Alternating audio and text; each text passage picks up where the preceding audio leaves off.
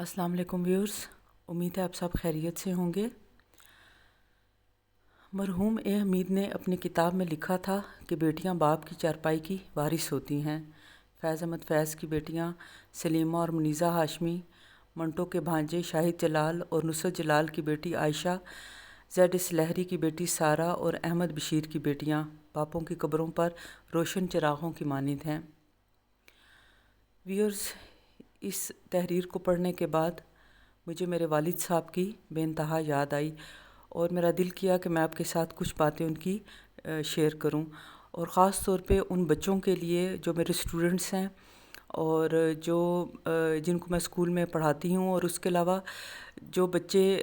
जो मुझे जिनका ताल्लुक़ मेरे साथ यूट्यूब के वसातत से है, तो मैं चाहती हूँ कि मैं उनके लिए भी अपनी फ़ीलिंग्स को शेयर करूँ। और यहाँ मैं एक अहम बात बता दूँ कि रूटीन में जितनी भी मेरी वीडियोस होती हैं, मैं पहले स्क्रिप्ट लिख के फिर उसके बाद उसको पढ़ती हूँ।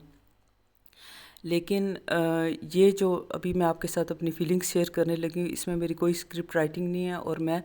जो मेरे ज़हन में जो ख़यालात का एक फ़्लो है वही मैं आपके साथ शेयर करूँगी। तो अगर मैं कहीं कोई गलती कर जाऊँ या अल्फाज के चुनाव में, तो मैं आपसे पेशगी माज़रत चाहती हूँ।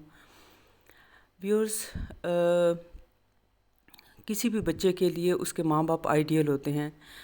और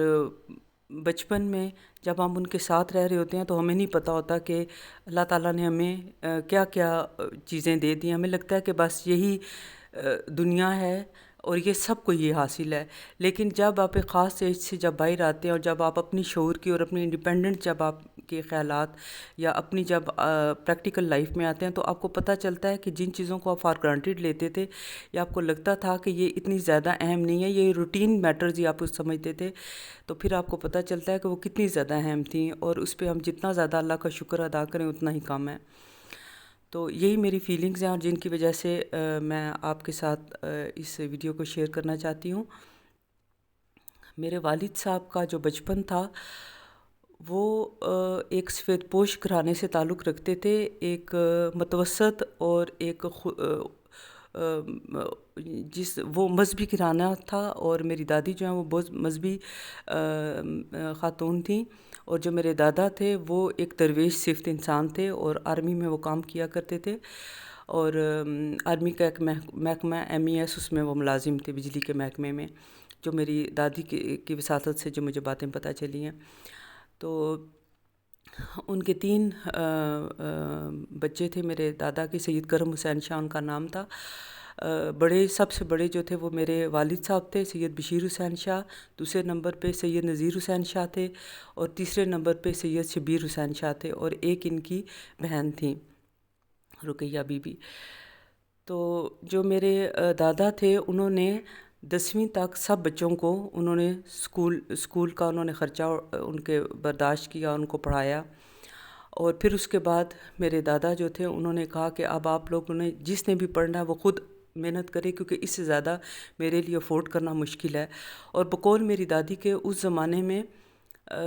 इतना ज़्यादा पढ़ाई को हम लोग अहमियत नहीं देते थे, और ना ही हमें पता था कि ये इतनी ज़्यादा अहम है। अगरचे कि उनके घरों में किताब पढ़ने का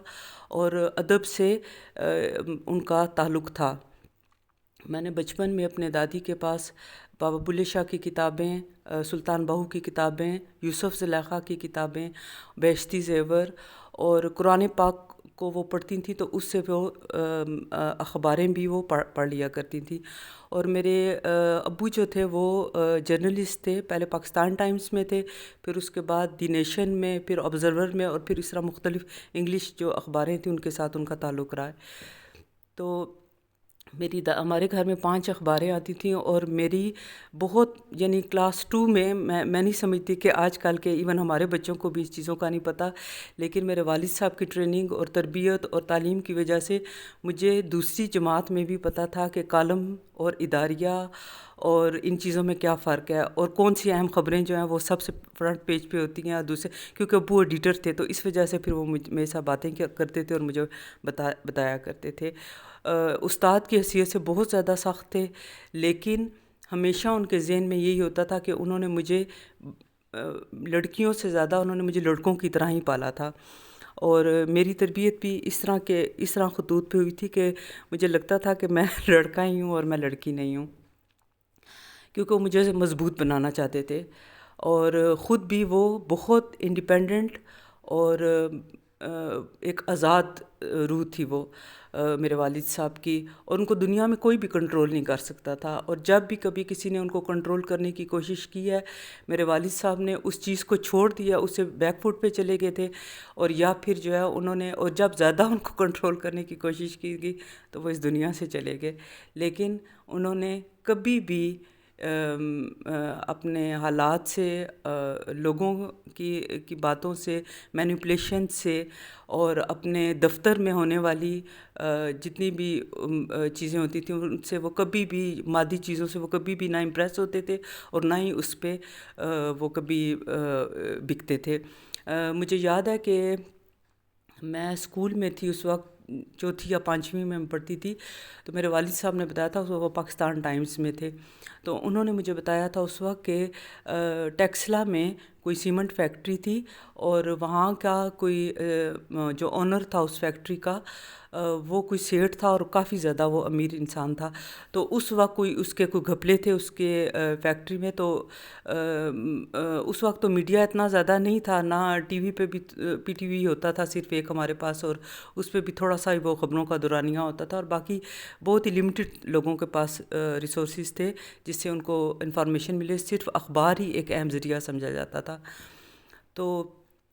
اس وقت اس کا اسکینڈل کافی زیادہ مشہور ہوا تھا، تو میرے والد صاحب بتاتے تھے کہ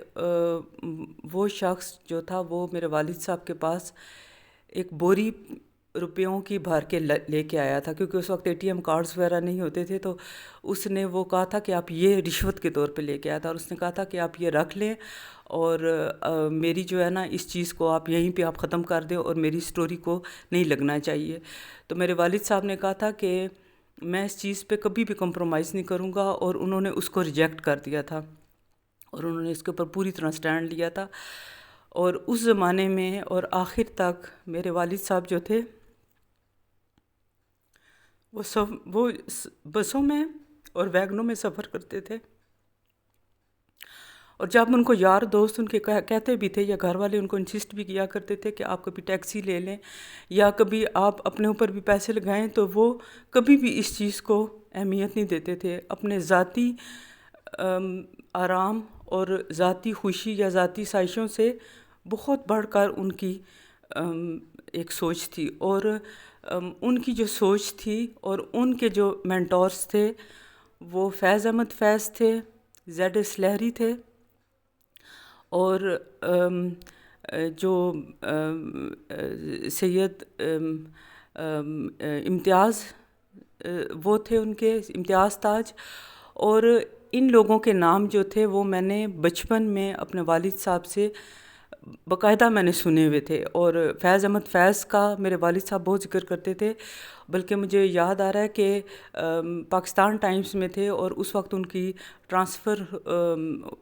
کے آرڈر آ گئے تھے کہ آپ لاہور شفٹ ہو جائیں، ہم لوگ پنڈی میں رہتے تھے، اور اپنے دادا کے آبائی گھر میں ہی ہم لوگ رہتے تھے، تو ان کو جب کہا گیا کہ آپ لاہور آ جائیں، تو میرے والد صاحب نے اس وقت ان سے کہا تھا کہ میں نہیں آ سکتا، کیونکہ میری بیٹی جو ہے وہ اسکول میں پڑھتی ہے، اور اس کے علاوہ میری والدہ ہیں جن کی دیکھ بھال میں نے کرنی ہوتی ہے، کیونکہ میری دادی تھیں اس وقت اور میں ہی تھی اس وقت، تو انہوں نے کہا کہ میرے لیے آنا مشکل ہے، اور اس وجہ سے پھر انہوں نے اپنے ٹرانسفر کے جو آرڈر تھے وہ رکوا لیے تھے، اور اس وقت مجھے والد صاحب نے بتایا تھا کہ جب وہ اس میٹنگ کے لیے لاہور گئے تھے تو وہاں پہ وہ فیض احمد فیض سے ملے تھے۔ اس کے علاوہ صوفی غلام مصطفیٰ تبسم کے بارے میں نے پہلے بھی ایک رود کوثر میں ویڈیو اپنی شیئر کی تھی، ان کی کتاب جھولنے، یہ میرے بچپن کی میرے لیے اتنی زیادہ امپورٹنٹ تھی کتاب کہ جتنا کہ کسی بھی بچے کے لیے کوئی بھی جیسے آج کل کے بچوں کے لیے سینڈریلا یا یہ جو مختلف کارٹون کریکٹرز ہیں وہ ضروری ہے، اسی طرح میرے لیے جھولنے بہت زیادہ اہم ہوتی تھی، اور میرے والد صاحب نے مجھے جھولنے لا کے دی تھی، اور میری یہ میرے اردو کے قاعدوں کے ساتھ یہ والی یہ ضروری ہوتی تھی، اور کبھی اگر میری کتاب پھٹ بھی جاتی تھی اپنی بیگ میں یا کبھی گم بھی جاتی تھی، تو وہ فوراً کوشش کرتے تھے کہ وہ فوراً جو ہے نا اس کو مجھے لا کے دیں، اور یہ کبھی بھی میری آنکھوں سے اوجھل نہیں ہونی چاہیے۔ صوفی غلام مصطفیٰ تبسم کا بھی تعارف میں نے انہیں سے سنا تھا۔ اس کے علاوہ ویورز، جو خاص طور پہ میں پیرنٹس کے لیے بھی یہ بات کروں گی اور اپنے بچوں کے لیے بھی یہ بات کروں گی کہ 5ویں کلاس میں شکوہ جواب شکوہ میرے والد صاحب نے مجھے پڑھا دیا تھا، اور شکوہ جواب شکوہ مجھے اچھی طرح پتہ تھا کہ اس کا کیا مطلب ہے، اور اس میں اللہ تعالیٰ سے علامہ اقبال نے پہلے شکوہ کیا، پھر اس کے بعد ان کو جو جواب ملا ہے۔ تو جو بیسک جو تربیت تھی، اسی طرح کچھ لوگ مجھ سے پوچھتے ہیں کہ آپ کس طرح پڑھ لیتی ہیں اتنی مشکل جو شاعری ہے بابا بلے شاہ کی یا سلطان باہو کی یا جتنے بھی صوفی جو سیف الملوک میں جیسے میاں محمد بخش کلام ہے، تو یہ میری نانی اور میری دادی ان دونوں میں اس چیز کا شوق تھا، اور وہ ان کے اندر ایک صوفی رنگ تھا، اور وہ کتابیں پڑھتی تھی، اور انہی سے میں نے یہ سنا تھا۔ تو جو میری والدہ تھیں وہ بھی انگلش میڈیم اسکول کی پڑھی ہوئی تھیں، اور پھر کوثر مظفر جو تھیں، اور انہی کے نام پہ میں نے رود کوثر چینل بنایا۔ تو وہ پاکستان میں بھی پہلے ٹیچر تھیں، اور پھر بعد میں وہ انگلینڈ گئیں، اور وہاں پہ انہوں نے جا کے پڑھا، اور مزید 6-7 سال پڑھ کے پھر انہوں نے ٹیچنگ لائن کو انہوں نے آپٹ کیا۔ ویورز، جو بات جس میسیج کو میں کنوے کرنا چاہتی ہوں وہ یہی ہے کہ ہمیں کبھی بھی اپنے اصولوں پہ اور کبھی بھی اپنے جو خدا کا بتایا ہوا رستہ ہے، جو ہمارا دل کا بتایا ہوا رستہ ہے، اور جو دل میں ہی خدا بستا ہے، اور جو دل میں ہمارے بات آتی ہے، اس پہ کبھی بھی کمپرومائز نہیں کرنا چاہیے۔ میں نے اپنے باپ سے یہی سیکھا ہے کہ ہمیشہ آنیسٹ رہنا چاہیے، اور ہمیشہ اپنی جو آزادی ہے اس پہ کبھی کمپرومائز نہیں کرنا چاہیے۔ اور اس کے علاوہ جو آپ کے جو اصول ہیں زندگی کے، جو آپ اور جس سے کہ اوروں کا بھی جو فائدہ ہے، کیونکہ وہ صرف آپ کو فائدہ نہیں دیتا، جیسے دیانتدار ہونا وہ لوگوں کے لیے بہت زیادہ ضروری ہے، کہ لوگ جو ہیں وہ بھی کیونکہ ایک ٹرینڈ بن جاتا ہے، اور ایک وہ مائنڈ سیٹ بن جاتا ہے، تو آپ نے اس چیز کو آپ نے اس پہ سٹینڈ لینا ہے، چاہے آپ اس کے لیے آپ کو کوئی بھی قربانی دینی پڑے، اور اس پہ کبھی بھی کمپرومائز نہیں کرنا چاہیے۔ اور یہی میرا پیغام ہے، اور یہی رود کوثر چینل کا میسیج ہے، تھیم میسیج ہے کہ love yourself and spread the love. اور آخر میں آپ سب سے یہی گزارش کروں گی کہ یہ میرا ایک، چاہے آپ خراج تحسین سمجھ لیں اپنے والد صاحب کے لیے، یا چاہے خود کے لیے نصیحت، سب سے پہلے میں اپنے آپ کو نصیحت کر رہی ہوں، اور پھر کسی اور کو، کہ ہم اس چیز کو اپنے ذہن میں رکھیں، اور کبھی بھی ان کو کبھی بھی نہ بھولیں، اور چاہے وہ اس دنیا سے چلے گئے ہیں لیکن وہ ہمارے اندر ہی موجود ہیں، بلکہ ہم ہی ان کا نیکسٹ ورژن ہیں، اور ہمیں کوشش کرنا چاہیے کہ ہم اپنے آپ کو بہتر سے بہتر بنانے کی کوشش کریں، اور اپنے آنے والے بچوں کے لیے ہم لوگ اچھی مثال قائم کر کے اس دنیا سے جائیں۔ آپ سب کا بہت شکریہ۔ اللہ حافظ۔